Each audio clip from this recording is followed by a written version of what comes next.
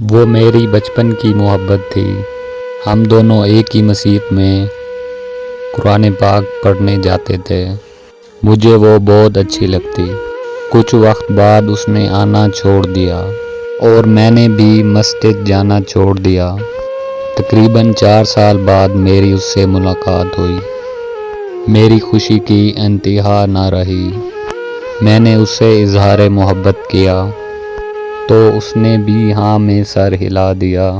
اس کے بعد تو میں پھولوں میں نہیں سما رہا تھا۔ ایسا لگ رہا تھا جیسے سب کچھ مل گیا ہو، دنیا کی ہر دولت میرے پاس ہو۔ میں بہت خوش تھا۔ کچھ وقت بعد مجھے کسی نے بتایا کہ اس کا رشتہ طے ہو چکا ہے۔ میرے تو پاؤں تلے زمین نکل گئی۔ میں نے فوراً اس سے بات کی کہ میں تمہارے گھر رشتہ بھیج رہا ہوں۔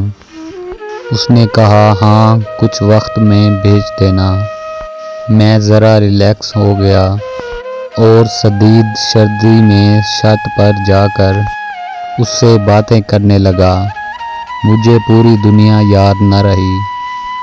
اپنے سب دوستوں کو وقت دینا بند کر دیا۔ سب نے دوستی ختم کر دی۔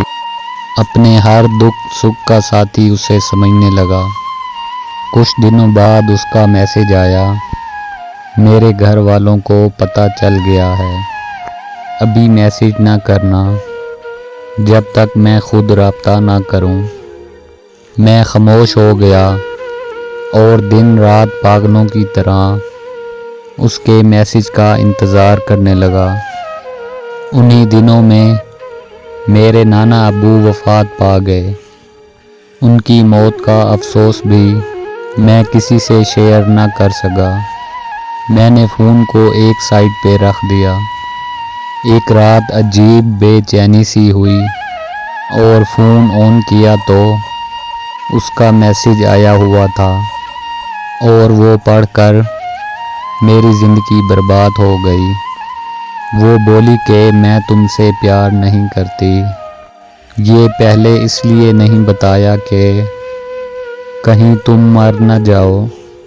میں پہلے بھی اور اب بھی کسی اور کو چاہتی ہوں اور تمہیں بتانے سے ڈرتی تھی۔ مجھے تو سکتہ ہو گیا اور کچھ سمجھ نہیں آ رہی تھی۔ اس کی بہت منتیں کی، بہت ترلے کیے، وہ نہ مانی۔ اسی وقت واپسی کی بس پکڑی اور وہ رات سفر میں کیسے گزری یہ صرف میں جانتا ہوں۔ میں بہت تکلیف میں تھا۔ تقریباً 1.5 سال میں اس کی منتیں کرتا رہا، وہ نہیں مانی۔ اس نے ایک نہیں سنی میری زندگی بہت بدل گئی۔ میں ایک اچھا اسٹوڈنٹ تھا اور اب کاپی قلم کی جگہ میرے ہاتھ میں نشہ آور چیزیں تھیں اور تکیے کے نیچے نیند کی گولیاں۔ میں بہت ڈپریشن میں چلا گیا اور مجھے نفرت ہو گئی، پیار محبت سے، سردی اور بارش کی راتوں سے، ہر لڑکی سے نفرت ہو گئی، زندگی سے نفرت ہو گئی، اور زندگی اب اس شعر میں مکمل ہے۔ ایک روز آئے گا کوئی لے کر فرصت، ایک روز ہم کہیں گے ضرورت نہیں رہی۔